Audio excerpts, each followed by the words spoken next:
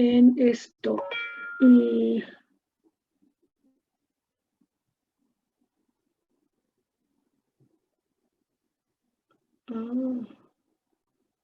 Ok.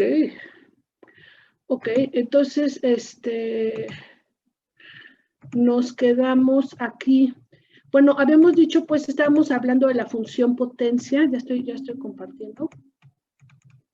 Nos quedamos aquí, que habíamos dicho que originalmente habíamos planteado esquemas de rechazo de la hipótesis nula, 3 esquemas de rechazo, y calculamos para esos 3 esquemas de rechazo cuál sería la probabilidad de cometer el error tipo 1. Y veíamos que uno de los esquemas de rechazo era insostenible debido a la probabilidad tan alta de cometer el error tipo 1. Sin embargo, había 2 escenarios, el escenario A y el escenario B, en donde las probabilidades de cometer el error tipo 1 estaban bien, eran tolerables, pues. Y a partir de esas 2 regiones, que era una región era rechazando cuando encontrábamos un valor de un estadístico de prueba que se había propuesto la X barra, o sea, la media muestral es como estadístico de prueba. Tampoco nos han dicho por qué se propuso ese estadístico de prueba, pero ahorita estábamos simulando escenarios en donde actuábamos mucho por feeling, por intuición. Entonces, esta persona estaba de manera intuitiva rechazando, si encontraba una muestra, al hacer una muestra aleatoria de tamaño n, primero tomó 25 y luego 50, tampoco nos justifican por qué,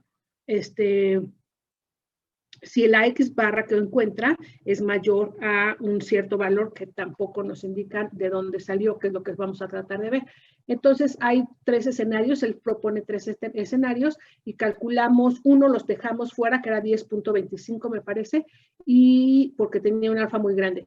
Pero para estos 2 escenarios calculamos el alfa y luego identificamos cuál era los diferentes valores que pudiera tener beta en base a la media muestral verdadera, en la media poblacional verdadera, que no la conozco. O sea, estoy suponiendo que la hipótesis nula es falsa, o sea que la media no es 10, pero es mayor a 10. Entonces hicimos estos valores y vimos que, pues, en este caso, la segunda prueba, la de 10.45, era la mejor, porque a pesar de tener un alfa más grande, como se... pues déjame presentarlo grande. A pesar de tener un alfa más grande aquí, sin embargo, tiene un alfa aceptable y da las betas mucho más chicas en los diferentes escenarios del verdadero valor de la mu poblacional.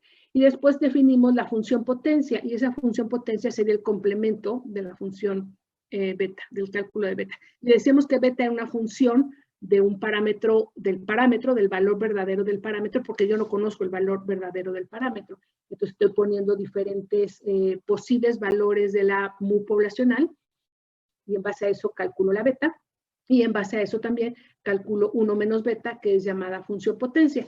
Y por eso se grafica como una función, tanto la beta como la 1 menos beta, que era esto de aquí, que es una función del valor verdadero de del parámetro a identificar. Y después vimos que la N también está afectando ampliamente estos valores de beta, que a final de cuentas nos están dando un criterio para tomar o nos están dando un camino para definir cuál criterio vamos a tomar. O sea, que dijimos, pues nos conviene más esto porque las betas son más chicas o porque las 1 menos betas son más grandes. Y entonces, como este es mi criterio, pues yo identifico que si cambio el tamaño de la población, no, si cambio el tamaño de la muestra, pues entonces se va a afectar directamente la convergencia de la función potencia. La función potencia obviamente tiende a 1, 1 menos beta pues tiende a 1 obviamente, porque beta tiende a ser 0 conforme el verdadero valor del parámetro se aleja mucho del que yo estoy suponiendo. Entonces, bueno, tiende a 1 cuando tengo, mira, aquí tengo, o sea, por ejemplo, con 50 datos, con 10.8, con un verdadero valor del parámetro de 10.8, pues ya tengo una convergencia casi de 1 y entonces 90 y tantos traigo. Y no está muy separado porque yo estoy suponiendo la hipótesis nula 10. Si ya tengo 10.8, pues ya no es tan separado y ya traigo una eficacia en mi prueba muy alta, ¿no? esta es la prueba, esta es la tablita que hicimos la vez pasada cuando n era igual a 50. La pasa 2 diapositivas antes, n igual a 50. Entonces, vamos a generalizar lo que acabamos de ver. Imaginemos que tenemos una muestra aleatoria de tamaño n con estas observaciones y la función de densidad poblacional de la cual se extrae de esa muestra es conocida, la denotamos como f de x teta. Puede ser aquí un vector de tetas, o sea, un vector de parámetros, lo debemos de conocer. Y si hay más parámetros, como en este caso que sería una distribución normal, yo requiero 2 parámetros, que sería la media y la desviación estándar, pues uno es el que yo no conozco, ¿no? O el que quiero probar más bien, el que quiero probar. Y la hipótesis nula sería la prueba de ese parámetro con un valor determinado contra la hipótesis alternativa de que sea diferente. Entonces aquí, pues me pongo que alfa es el tamaño máximo del error tipo 1 que estás dispuesto a tolerar, y ya habíamos visto que esa disposición a tolerar también depende del costo en el que incurres cuando te equivocas, cuando cometes ese error. Entonces, aquí, esto me va a decir cómo calcular, cómo decir cuál es el estadístico de prueba, cómo determinar el estadístico de prueba. Entonces, aquí te está diciendo que este es un teorema, que la mejor prueba de hipótesis, o la mejor prueba, el mejor criterio, pues, para probar H0 y H1 es aquella que tiene el valor para el error tipo 2 menor, que es lo que acabamos de decir. De entre todas aquellas que tengan un valor para el error tipo 1 no más grande alfa, que es justamente lo que acabamos de decir. Que dijimos, pues yo tomé todas las pruebas que tienen un valor no mayor a alfa, y de estas pruebas, la mejor prueba fue la que tiene una beta más chica. Justamente es lo que acabo de decir. Fíjate que aquí me equivoqué. Creo que en tu presentación dice igual. Aquí le cambié a mayor y a menor, y no es cierto, es mayor. Bueno, no es cierto. Es así, es mayor, menor o lo que sea. Esto es cierto para cualquier cosa. Para generalizar la pasada, yo estaba con la hipótesis alternativa de mayor, pero no, esto es igual que tu presentación. O sea, en tu presentación dice igual, porque es teta 0 muy igual a un teta 0, y la hipótesis alternativa es que no es teta 0, es teta 1. Como está en tu presentación, está bien. Okay. Bueno, y esto es generalizado. O sea, la hipótesis alternativa puede ser que esta teta 1 sea más grande, sea más chica, o sea diferente nada más. Y vamos a ver entonces el teorema de Neyman-Pearson, que es Neyman-Pearson. Ese teorema de Neyman-Pearson es justamente el que me va a decir cuál es el estadístico que debo de tomar, una metodología para encontrar el estadístico. Aquí te dice que si existe una región crítica, esa región se llama C, si existe una región crítica de tamaño alfa, o sea, su área, el área de esa región es alfa, y una constante positiva K, tal que el cociente de las verosimilitudes, de dos funciones de verosimilitud cualesquiera, es menor o igual a K dentro de C, o sea, al interior y al exterior también, entonces C es la mejor región crítica de tamaño alfa para probar H0 contra H1. Una pregunta. ¿Qué son o cómo se ven las funciones de verosimilitud? Pues es que esas tampoco las ven. No. Bueno, pues creo que en la siguiente viene la verosimilitud. No la definí. Bueno, verosimilitud. Función de verosimilitud, sí la definí. Una función de verosimilitud es, bueno, una función de verosimilitud es una función que mejor representa una probabilidad, pues. Entonces, hay ahí por ahí un teorema que la verosimilitud de una función de verosimilitud de n variables aleatorias y un parámetro sería la multiplicatoria o el producto de las funciones de densidad dado el parámetro teta, dado que el parámetro teta es dado un parámetro teta. O sea, es más, ahorita lo vamos a calcular para la distribución normal.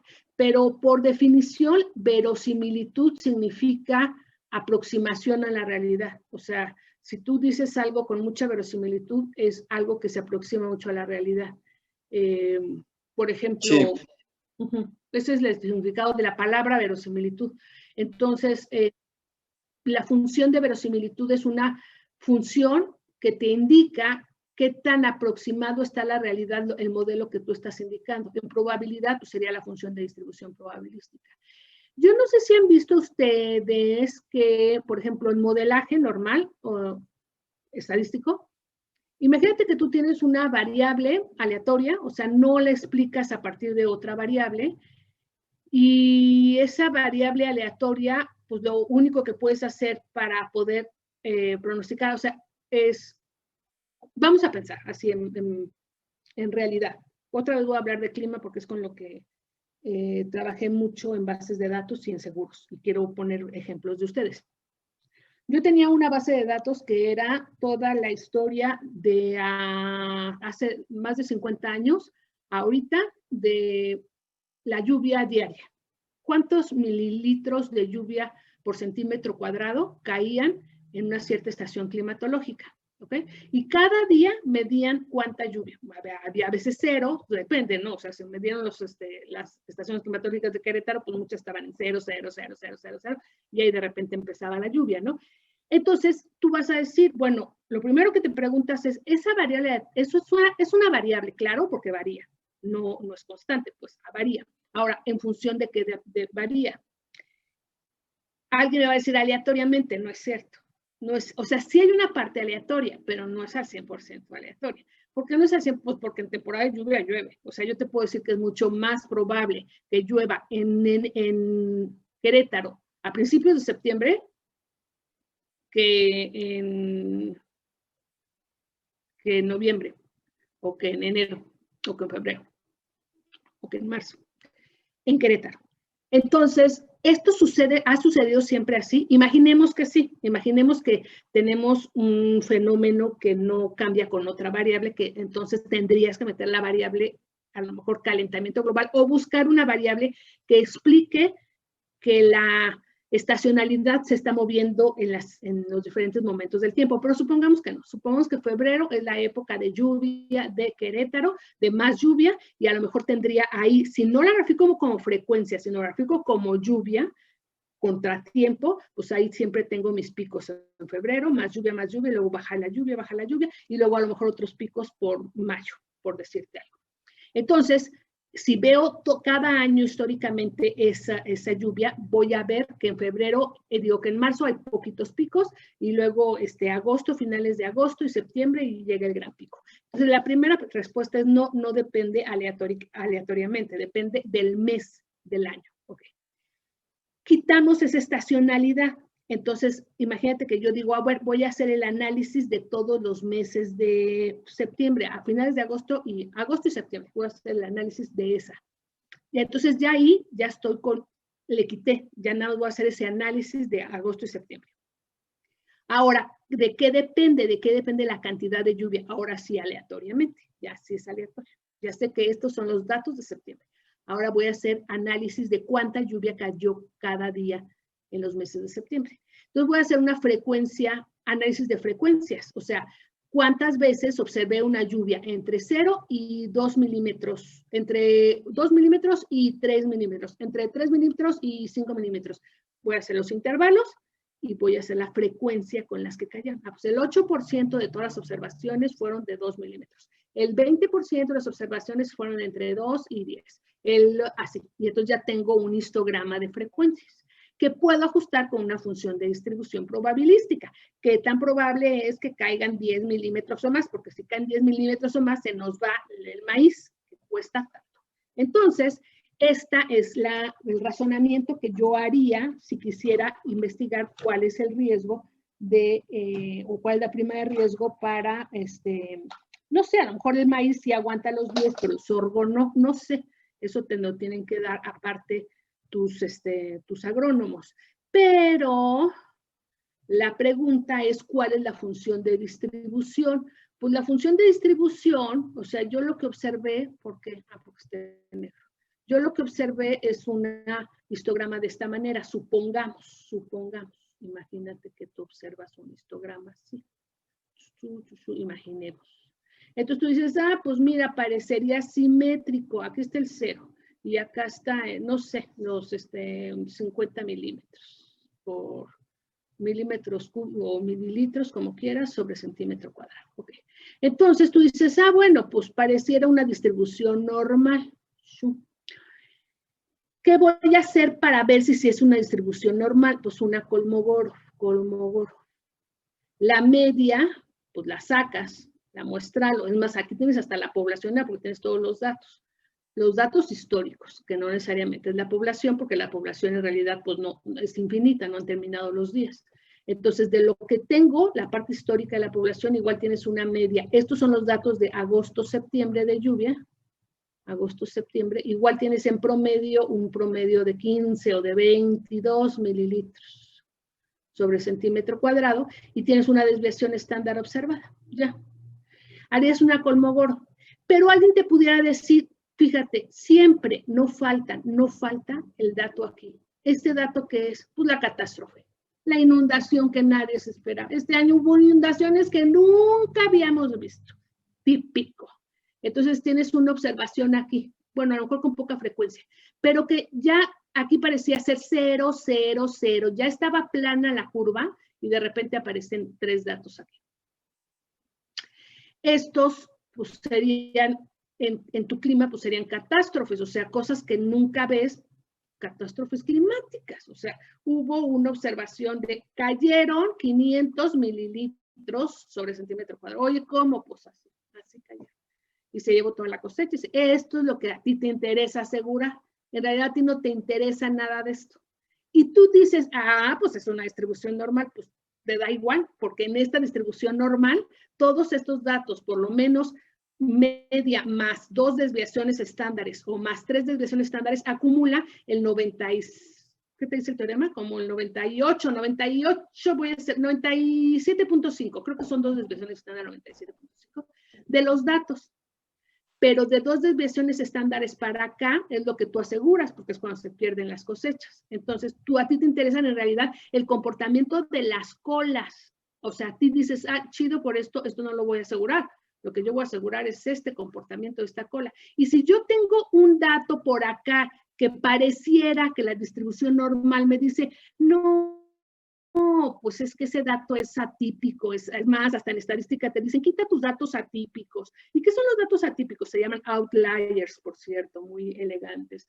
Pues aquellos que sobrepasan la media más 3 desviaciones estándares. ¿Por qué? Porque te van a mover tus ajustes. El 98% de los datos los tienes muy bonita ajustados aquí y estos outliers van a hacer que muevan tus ajustes. Y vas a decir, ok, sí lo quito. Pues no, creo que no, porque esos son los que te interesan a ti, son los que te van a pegar a ti, son los que tú estás asegurando. Entonces, muchas gracias por tu distribución normal. Si es cierto, a lo mejor si es una distribución normal, me da lo mismo, pero a mí lo que me está afectando y lo que a mí me interesa conocer son los valores de estas colas. Entonces, ¿qué es lo que vas a hacer? Pues encontrar funciones de máxima verosimilitud. Esta cola te vas a decir, oye, pues es que yo pudiera pensar, porque además son 3 datos nada más, gracias. Entonces yo pudiera pensar que estos 3 datos, pues también los ajusto con una nueva función de distribución, o con una distribución así, o con una distribución así, qué sé yo, no lo sé, o sea, tienes que ver tus datos. Y tú propones 2 o 3. Las funciones de verosimilitud te estarían indicando cómo ajustan tus funciones a la realidad. Y se definen, pues hay una forma típica de definirla, que si tú tienes x1, x2, xn observaciones, entonces la función de verosimilitud de x1, x2 hasta xn dado teta es la multiplicatoria de la función de cada xi dado teta. Esta es, si tú pones multiplicatoria desde igual a 1 hasta n, no es pi, es pi mayúscula, pues es multiplicatoria, estarías diciendo que la probabilidad de que ocurra x1, x2, x3 y xn es la probabilidad de que ocurra x1 dado teta por la probabilidad de que ocurra x2 dado teta por la probabilidad de que ocurra x3 dado teta. Así se hace la función de verosimilitud. Si quieren para la próxima, bueno, no investiguen ustedes, que les he dejado muy poca tarea. Pero pues es eso, es verosimilitud, es qué tanto se aproxima a la realidad tu función. Y si yo tengo dos funciones de verosimilitud, el cociente de esas funciones de verosimilitud, porque puedes proponer muchas funciones de verosimilitud, o sea, el cociente de esas funciones de verosimilitud deben estar menor o igual a K interna y debe ser también menor o igual a K externa. O sea, puede pasarse de la región crítica o puede estar adentro de la región crítica, y esta es la mejor región, la región de mejor tamaño. Esto simula un poco a Riemann, ¿no? La suma de la Riemann, me recuerda con lo de interior y exterior. No se preocupen, ahorita vemos ejemplos para que quede más claro. Miren, vamos a ver este ejemplito. Te están diciendo que tenemos una muestra de tamaño n de una población. Ojo, aquí sí tienes que saber a priori cuál es la función de distribución probabilística teórica. Entonces, yo tengo una función de distribución normal o gaussiana con un parámetro mu y sigma, ¿no? La mu es desconocida y sigma es conocida, y quiero determinar la mejor región crítica de tamaño alfa para probar H0, que sería mi hipótesis nula, que la mu es un cierto valor, contra la hipótesis alternativa compuesta, que toma un valor más grande que la que yo conozco. Entonces, yo voy a sacar la verosimilitud bajo H0. La verosimilitud bajo H0 es la multiplicatoria de las probabilidades de X1 por la probabilidad de X2 por la probabilidad de... No, más bien, la probabilidad de que X tome el valor X1 por la probabilidad de que X tome el valor X2 por la probabilidad de que X tome el valor XN. Todas estas distribuidas con una gaussiana. Y entonces, de acuerdo a la fórmula de Gauss de probabilidad, creo que la voy a tener que hacer a mano. Aquí está. Es esta se define como una función de verosimilitud. Esta es la definición de la función de verosimilitud matemáticamente. Shale. Esta es la definición de verosimilitud.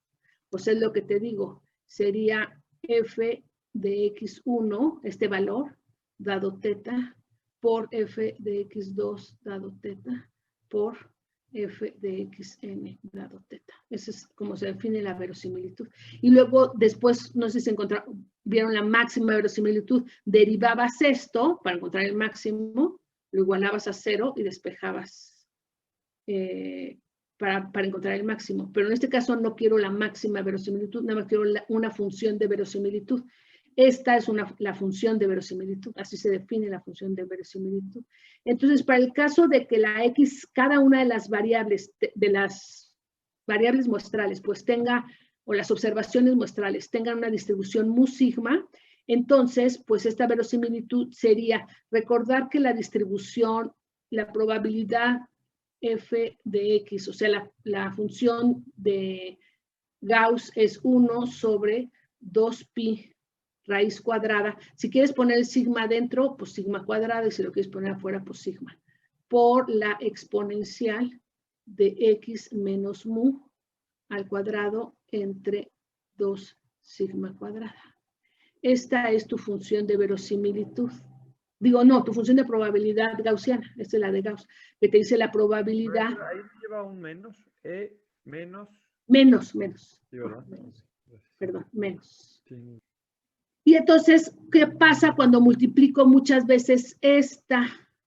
Pues, porque todas tienen la misma función de distribución, todas las xn's. Entonces, cuando saco esta, yo voy a sacar aquí. Entonces, cuando saco esta, saco que la verosimilitud x1, x2, ay, no puedo creer, x1, x2 hasta xn, dado teta, sería 1 entre raíz cuadrada de 2pi sigma por la exponencial de menos x1 menos mu al cuadrado entre 2 sigma cuadrada, por 1 entre 2pi sigma, que sería la de x2, ahorita pongo, por la exponencial de menos, bueno, e a la menos x2 menos mu en cuadrado entre 2 sigma cuadrada. por, y así hasta la última, por puntitos 1 entre 2pi, aquí raíz cuadrada, perdón, 2pi sigma por e a la menos xn menos mu al cuadrado sobre 2 veces sigma cuadrada. Ok, ahora, ¿qué pasa con esto? Pues estás asociando, asocia todos estos, asocia estos, y entonces te queda 1 entre 2pi raíz cuadrada sigma, o si quieres meter el sigma al cuadrado, a la raíz, pues lo pones a la n. Esto puede ser a la n. Y luego tienes el producto de exponenciales, pero tú sabes por una ley de los exponentes que e a la n por e a la m, e a la n, o cualquier base por e a la m es igual a e a la n más m. Y entonces aquí tú tienes e a la esto, por e a la esto, por e a la esto. Entonces tú tienes e, con esa ley de los exponentes, tú tienes e a la menos, bueno, a la sumatoria, pues, de menos xi menos mu al cuadrado sobre 2 sigma cuadrada. Y por propiedades de la sumatoria, este 2 sigma cuadrado sale, menos 2 sigma cuadrado sale. Entonces te queda 1 entre la raíz cuadrada de 2pi sigma, todo esto a la n, por e a la menos 1 entre 2 sigma, ay Dios mío, así sí, 2 sigma cuadrada, por la sumatoria, ya se ve horrible. Pero ya vieron, ¿no? O sea, está el talacha de secundaria. Billy vulgar talacha de secundaria, con las reglas de los exponentes y no sé cuánta cosa más. Espérame, déjame, me lo voy a escribir más para acá. Esto es igual, pues, L es igual, control Z, para darle espacio. L es igual, entonces, a 1 entre 2pi raíz cuadrada sigma, la raíz cuadrada terminante es del sigma, a la n, por e a la menos 1 entre 2 sigma cuadrada por la sumatoria de xi menos x, no, menos mu, control Z, menos mu al cuadrado, desde i igual a 1 hasta n. Y esta es tu función de verosimilitud para la distribución gaussiana. Ah, pues aquí está. Para la gaussiana. Okay. Es esta. Porque la definición de verosimilitud es esta. Y es, pues sí, me voy a meter a verosimilitud, ni lo traigo preparado, pero si quieren para la próxima clase ahondamos en la definición bien y por qué se da así, pero bueno, así se da. Todo el mundo ya pasamos porque la verosimilitud es así. Y cuando hablamos de máxima verosimilitud, nosotros lo que hacíamos era derivar esta función, le igualábamos a 0 y encontramos el punto máximo con cálculo. O sea, aquí se aplica pues los mismos conceptos. Esta función es una función suavecita, pues es una función que puede encontrarse su derivada. Y sale, pues aquí está por razonamiento, por el Billy vulgar razonamiento, si así se define la verosimilitud, entonces, y esta es la función gaussiana, pues entonces voy a hacer un producto de las funciones gaussianas para cada valor de la variable, o sea, calculando la probabilidad de observar estos valores en mi muestra, en cada una de las observaciones de la muestra. Y ya, por eso se calcula la velocidad de verosimilitud, porque en realidad, ¿qué tan probable era yo observar ese valor de la muestra? ¿Qué tan probable es observar este otro valor de la muestra? Entonces, la probabilidad conjunta, como se supone que en la muestra las variables son independientes, entonces la probabilidad conjunta de dos observaciones es el producto de las probabilidades, porque son independientes. Entonces, es por eso que la verosimilitud se define así. Y te dice, pues, ¿qué tan probable era esta muestra? Los valores que obtuviste en esta muestra. De ahí la verosimilitud. Claro, ahí se explica la verosimilitud. O sea, maestra, entonces la verosimilitud como que nos sirve para ahorrarnos a lo mejor tomar un muestreo, no sé si son 1000 personas, para que, o sea, qué tan cercano es, o sea, a lo mejor de 100, ¿no? O sea, y los valores que te salgan ya los puedes a lo mejor calcular. Creer en ellos, o sea, una función de verosimilitud dice qué tan creíbles son los valores que observaste. Otra vez, nuevamente, imagínate que tú encargas la muestra, tú dices a tu becario, a ver, fulanito, venme a sacar una muestra de este proceso de armado. Tú a priori, pues, conoces que es una distribución normal, con desviación 1.4 y con parámetro desconocido, pero a priori 10. Entonces, pues tú dices, bueno, no sé cuál es la MU. No conozco, imagínate que la MU. Y pues tendrías esta función de distribución. No conoces teta, perdón, pero conoces esta distribución porque es una gaussiana. Entonces, tú puedes calcular qué tan factible era los valores que observaste en esa muestra. Imagínate que tú dices, nada más dame 10 valores, al becario. Párate ahí, de forma aleatoria, le indicas cómo se para cada cuánto y cómo mide, y toma el tiempo. Y él te dice, pues el primer tiempo que tomé fue 12, el segundo tiempo que tomé fue 15, el tercer tiempo que tomé fue 2, el cuarto tiempo que tomé fue 5, el otro fue 1, el otro fue 18, el otro fue 25, 2, 4, 6, 7, el otro fue 8 y el otro fue 11.5. Ahí están tus 10 valores de la muestra. ¿Crees en esa muestra? Pues no. Todo dependiendo de cuánto sean. No, yo tampoco creo en esa muestra, porque yo estoy suponiendo que es una distribución normal con media 10 y con desviación estándar 1.4. O sea, qué raro, ¿eh? Está rarísima tu muestra. Y si quieres te calculo tu verosimilitud de esta muestra y te voy a calcular que la verosimilitud es mínima. ¿Cuál es la probabilidad de, teniendo una distribución normal con media 10 y desviación estándar 1.4, observar 14? Por la probabilidad de tener una distribución normal 10, 1.4, observar 15. Por la probabilidad de observar este valor bajo esta hipótesis. Por la probabilidad por. Esta es bajísima. Entonces, esta también debe ser bajísima. Entonces, ahora, como son independientes, pues la probabilidad de observar esta es el producto de las probabilidades. Y ahí te calculo la verosimilitud. La verosimilitud te diría un número que te dice qué tan verosímil es observar esta muestra. Y entre mayor es la probabilidad, más aparece. Ok, ya quedó clarísimo, maestro. Sí. Mayor es su verosimilitud de esa muestra. Es como si sacara de cada uno, no sé cuál es la probabilidad de que salga 1.5, 2, 5, etcétera, y después los multiplico todas y ya veo, entonces sí es verosímil o no. O sea, sí me sirve, está bien hecha la muestra, ¿no? Exactamente. Y lo que yo voy a decir es que las multiplico porque son independientes. Este también es otro supuesto. O sea, se supone que en una muestra tus observaciones tienen que ser independientes, porque si no la muestra pues no está bien tomada. Entonces, bajo la hipótesis de que son independientes, ustedes ya vieron en probabilidad hace mucho que si tienes una variable aleatoria y tienes otra variable aleatoria, la conjunta es el producto de las probabilidades. Así es. Cuando son independientes. Pues muy bien, criaturas. Entonces, dado lo anterior, voy a borrar todo esto.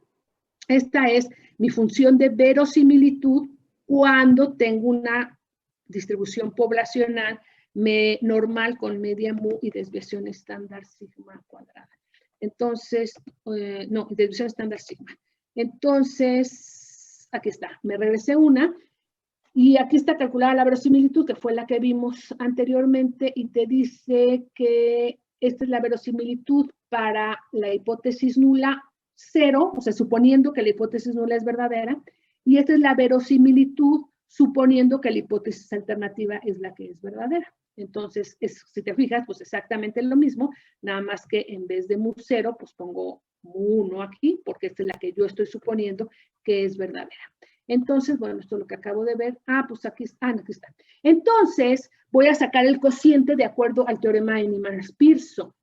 Me está diciendo Neyman-Pearson que, me voy a ir para atrás, que yo tengo que sacar un cociente y ese cociente tiene que ser menor o igual a K.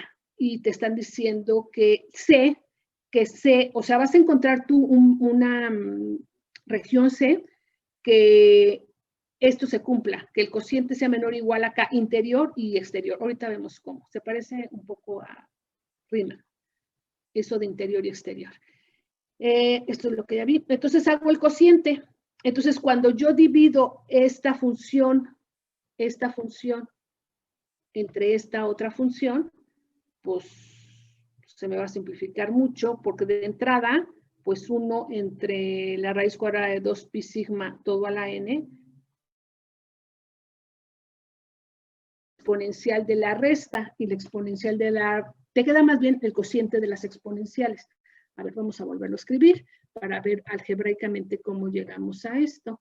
Esto es, yo sabía que L de xi dado mu 0 era igual a 1 entre raíz cuadrada de 2pi sigma, todo esto a la n, por e a la menos 1 sobre 2 sigma cuadrada por la sumatoria de xi menos mu 0 al cuadrado. Y entonces, y que L de xi dada mu 1, pues es igualita 1 entre raíz cuadrada de 2pi por sigma, todo esto a la n, por e a la menos 1 sobre 2 sigma cuadrada por la sumatoria de xi menos mu 1 al cuadrado. Entonces, cuando hago L de esta L entre esta L, entonces me va a quedar esto entre esto. Pues de entrada, este se cancela con este. Y cuando divido este entre este, pues al dividir este entre este, me acuerdo yo de las leyes de los exponentes, y esa ley de los exponentes me dice que cuando tú tienes, aquí la voy a poner, que cuando tú tienes, ¿dónde la pongo aquí? Que cuando yo tienes a a la n entre a a la m, pues es igual a la n menos m. De tal manera que cuando tengo este entre este, pues aplico esta ley de los exponentes y me queda este menos este. O sea, e a la esto menos esto, pero tengo menos con menos más. O sea, aplicando esta ley de los exponentes y divido este con este, me quedaría que L de xi con mu 0 entre L de xi con mu 1, me quedaría E a la menos 1 sobre 2 sigma raíz cuadrado del de arriba, que sería sumatoria de xi menos mu 0 al cuadrado, menos 1 entre 2 sigma cuadrada por la sumatoria de xi menos, ya se acabó. Bueno, este es el de mu 1 al cuadrado.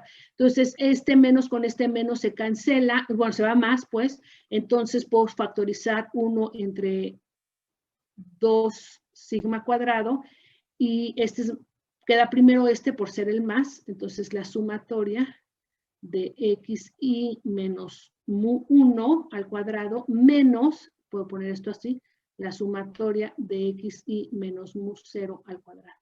Ahí está. ¿Qué sería esto? Y esto yo quiero que sea menor o igual acá. Aquí está igualito. Yo creo que sea menor o igual a 1 acá. Entonces, ¿qué voy a hacer? Pues tratar de despejar. Entonces, ¿qué hago al tratar de despejar? Pues quito la exponencial. ¿Cómo? Pues sacando logaritmos en ambos miembros de la igualdad. Entonces saco logaritmos y te queda que esto de arriba es igual al logaritmo natural de acá. Luego 1 entre 2 sigma cuadrada, pues pasa multiplicando del otro lado y te queda que la resta de estas sumatorias pues es menor o igual a esto. Pero, criaturas, si yo desarrollo esto de aquí, desarróllalo, te queda la sumatoria desde xi menos mu 1 al cuadrado menos la sumatoria de xi menos mu 0 al cuadrado. Y esto te queda esto de aquí. A ver, vamos a hacerlo.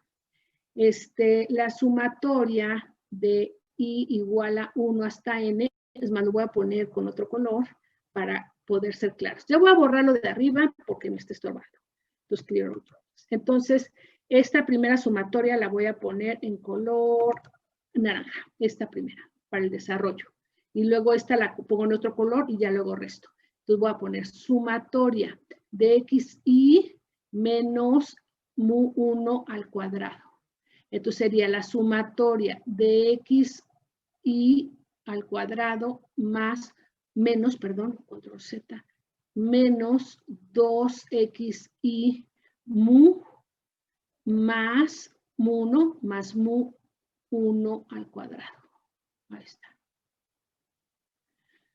Y esto, la sumatoria de la suma, es la suma de las sumatorias. Entonces te queda la sumatoria de xi cuadrada menos 2 mu 1 por la sumatoria de xi más la sumatoria de mu 1 al cuadrado. Pero acuérdate que la sumatoria en una constante es n veces la constante. Otra cosa que sabemos, sumatoria de k desde igual a 1 hasta n es kn. Esto también lo sabemos de álgebra o de quién sabe de dónde lo sabemos, pero lo sabemos.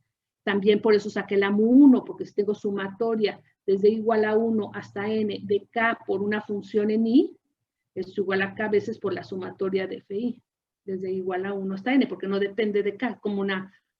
De ahí salen las reglas de las derivadas, ¿no? Que la constante sale y la derivada de una constante es constante por x, ¿no? Ah, no, de una constante 0. Ah, entonces de las integrales. Bueno, no sé, pero ahí va. Mu 1 por la suma, esta es cuadrada, de xi más n veces mu 1, porque estoy sumando hasta n. Y pues sucede lo mismo con la otra sumatoria, con la sumatoria cuando estoy suponiendo mu 1, mu 0. Esta de aquí, sería entonces la sumatoria de xi menos mu 0, menos mu 0 al cuadrado, pues ya no la voy a desarrollar, es la misma historia, es la sumatoria de xi al cuadrado menos 2 mu 0 por la sumatoria de xi más n veces mu 0. Entonces, cuando resto, pues esta se cancela. Ah, bueno, voy a ocupar otro. Entonces, cuando resto, pues muy fácil. ¿Por qué?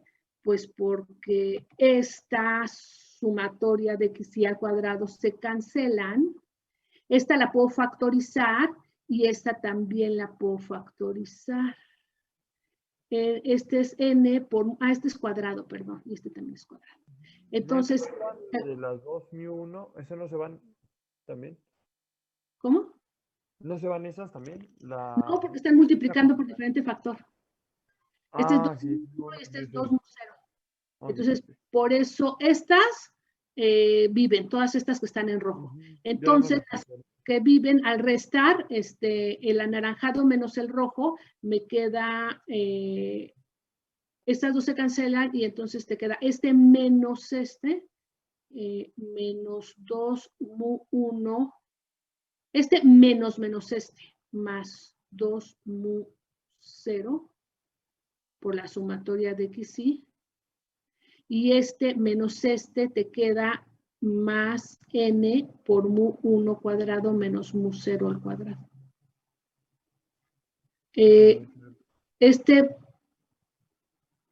Bueno, factoricé un menos 2, ok, para cambiar el signo y que te quedara primero mu 0, menos mu 0 y mu 1 al positivo. Da igual, es este el resultado.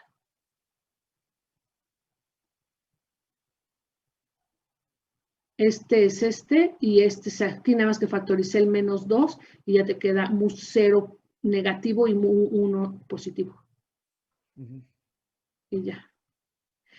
Entonces, bueno, ya que desarrollé esto, pues regreso otra vez a esta ecuación que traía. Aquí nada más hice un paréntesis para ver cómo simplificaba el miembro izquierdo de la desigualdad. Y entonces, bueno, pues ya lo simplifiqué, pongo su simplificación. Y pongo que esto es menor o igual a 2 sigma cuadrada por logaritmo natural de k. Este término de acá lo paso para allá restando, porque está sumando. Y yo sé que mu 1 es mayor que mu 0, porque esa es mi hipótesis. O sea, mi hipótesis es compuesta, pensando que la alternativa es otro valor de mu 0, o sea, la población tiene otro valor del parámetro, pero más grande que el que me están dando en la hipótesis nula. Entonces, yo sé que esto de aquí es menor a 0. ¿Por qué? Porque yo sé que mu 1 es más grande que mu 0, entonces esto es positivo y multiplicado por menos 2, pues es negativo. Y entonces, cuando multiplico ambos miembros de la desigualdad, esta desigualdad y esta desigualdad por un negativo, cambio el símbolo de la desigualdad. Estoy multiplicando por 1 entre menos 2 por mu 1 menos mu 0. ¿Para qué multiplico? Pues para cancelar esto. Y aquí también multiplico por 1 entre menos 2 por mu 1 menos mu 0. Pero cuando multiplico, como yo estoy segura que esto es un negativo, entonces en ese momento se cambia el símbolo de la desigualdad. Ahora, hasta ahí vamos.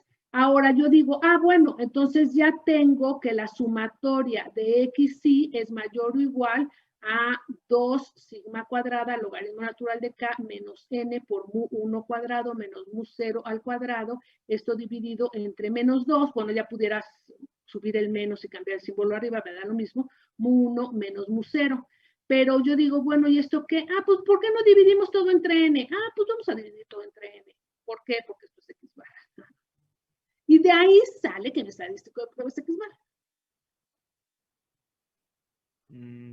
Ok. De ahí sale. ¿Por qué fue X barra? Intuitivamente se antojaba que era X barra porque yo estaba probando la media.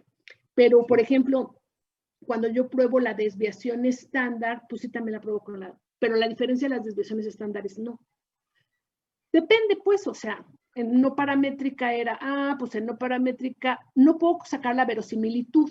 ¿Por qué no la puedo sacar verosimilitud? Porque no conozco la función de distribución. Pero lo haces más con alguna lógica. Ahora que retomemos, pues retomamos qué lógica seguimos cuando hablamos de la... No ocupamos la función de verosimilitud, pero en estadística de paramétrica sí ocupamos la función de verosimilitud para sacar el estadístico de prueba. ¿Qué voy a hacer con mis datos? ¿Qué operación hago con mis datos muestrales para sacar un número que ese es el estadístico de prueba, que ese es el que voy a comparar con las dos regiones críticas o con el valor crítico pues de la región crítica o los dos valores críticos de las dos regiones críticas? El caso, criaturas, es que pues aquí está. Esta es la lógica por la que decimos, pues la media muestral, vamos a sacarla como la verosimilitud. Digo, como el estadístico de prueba. Y de ahí, creo que tengo otra cosa. Ahora, En las paramétricas siempre hay que hacer esto para sacar el estadístico. En estadística paramétrica, sí. Lo que pasa es que ya es tan común que cuando distribuyes cuando haces una distribución normal, es como las funciones de distribución, o sea, como casi todo lo pone normal, pues ya sabes que tu estadístico de prueba para la prueba de hipótesis de la media es X barra. Pero pues ya es ¿para qué hacemos todo? Si ya lo hicimos una vez, ya apréndete. Pero de ahí sale. Ok, de ahí sale. O sea, nada más sería pues conocer de ahí el trasfondo y siempre ya normalmente es tomar ya, que de ahí viene, ¿no? O sea, si el X barra es 10, pues ya ese es el estadístico de prueba, ok.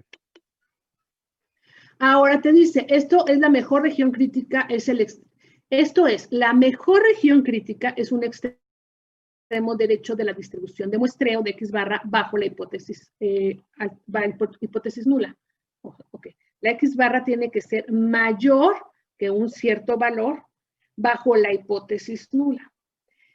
Y yo quiero que este valor sea tal que la probabilidad de observar ese valor sea igual a alfa. Siendo X barra, porque todavía no acabo, siendo X barra una distribución, bueno, una variable aleatoria que sigue una distribución gaussiana con media mu y con varianza sigma sobre raíz de n. Entonces todavía no acabamos. No, pues ya acabamos. Ay, no les quise dar, esta presentación está mal, no se las voy a dar por equipo, porque ustedes ya tienen el equipo y yo ya decidí que vamos a seguir con nuestras presentaciones, porque ya entendimos, y si ya entendimos, pues ya seguimos. O sea, nada más era tapar un bachecillo ahí que es una prueba de hipótesis, pero pues ya la entendimos. En estadística yo les voy a dejar de tarea a todos, en el libro Canavos está la prueba de hipótesis para aquí está, para una prueba de hipótesis de la media cuando la distribución es, espérenme, cuando hay una distribución que no sea gaussiana, creo que una T o una G cuadrada, no sé, déjenme ver.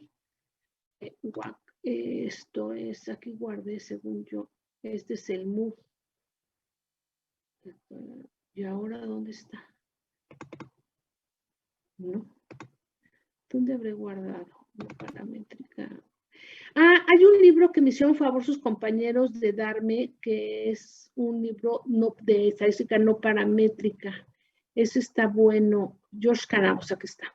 Ese está bueno también, porque ahí también nos explican perfecto cómo obtienen cada uno de los estadísticos de prueba, pero en estadística paramétrica,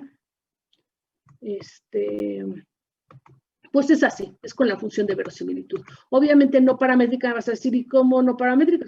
Si yo no considero, en la no paramétrica yo no conozco cuál es la función de distribución, cómo saco la función de verosimilitud. Pero es el mismo concepto, estimación puntual por intervalo, no. Prueba, hipótesis, estadística, principios para el caso 1, ya, reflexión, ya, la sensitividad, no. Respecto a las cosas, distribuciones normales, aquí está. Pruebas de hipótesis respecto a las varianzas, ves, hasta ya él tiene el tema. Cuando ya sabes la distribución normal, pues aquí ya te la pusimos. Y estoy hablando de la página 320, vamos a poner 350. Exacto.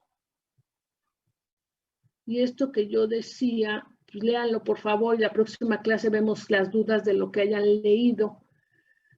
Vamos a ver, principios generales para el caso 2. No, ya lo pueden leer ustedes, pero aquí está la gama. ¿Qué le estaba dejando? Un ejercicio. Esto ya lo hice, mejores pruebas. Creo que esto ya lo puse, ahí está. Ahí está lo de la K, la N, muy bien. Aquí está definición. Es la prueba uniformemente más pequeña. Mira, esta no la vi. Ok. Aquí está el ejemplo. Es una muestra de tamaño N, una distribución es con forma de alfa. Determinar la región crítica de tamaño alfa. Probar. Aquí está la distribución gamma. Esta no es distribución normal. Esta es la distribución. Es exactamente el mismo ejemplo. Tienes que sacar la verosimilitud, pero en este caso vas a sacar, imagínate que fuera una gama. Entonces, ¿cuál sería tu estadístico de prueba? Y tu estadístico de prueba lo tendrías que hacer pues con la verosimilitud, pero ocupando la función de distribución gamma. Entonces tendrías que hacer la verosimilitud de los valores que te dan, de X1, X2, bajo la hipótesis nula y bajo la hipótesis alternativa. Y ahora aquí te están diciendo que obviamente sigue siendo la verosimilitud igual producto de las funciones de distribución individuales, pero ahora vas a aplicar, en vez de la distribución normal, vas a ocupar la fórmula de la distribución gamma. Y pues vas a, igual con álgebra de secundaria, vas a empezar a factorizar, a ver qué se te cancela, a ver la suma o cuánto se multiplica, cuánto se produce, pero todo eso es álgebra de secundaria.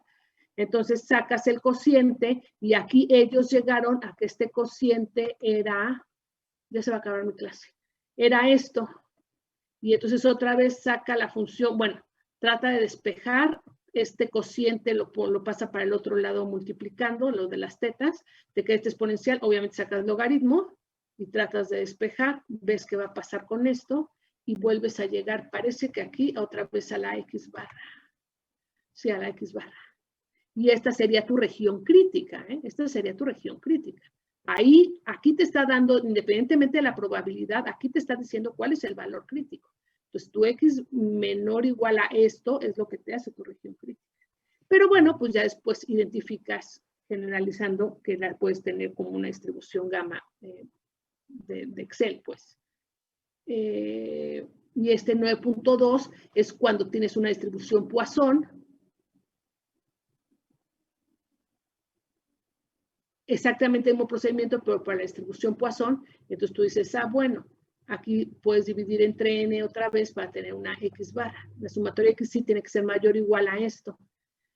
Sacas n, divides entre n y otra vez tienes la X barra. Pero puede ser que no te lleve a la sumatoria. O sea, si el álgebra no te lleva a que puedes despejar la X, sí, pues tienes que ocupar lo que el álgebra te dejó.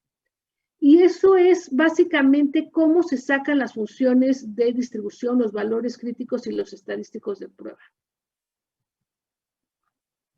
Lean, por favor, de tarea esto, el ejemplo número de la gama, el 9.5.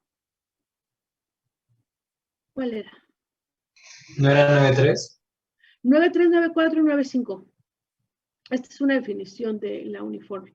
9.3, ejemplo 9.3, que es exactamente lo mismo para, suponiendo que no es distribución normal, que es gamma, para que vean cómo es nada más ese razonamiento, lo llevas pues y aplicando la función de distribución que tengas, o el 9.4, que es, dijimos que era Poisson.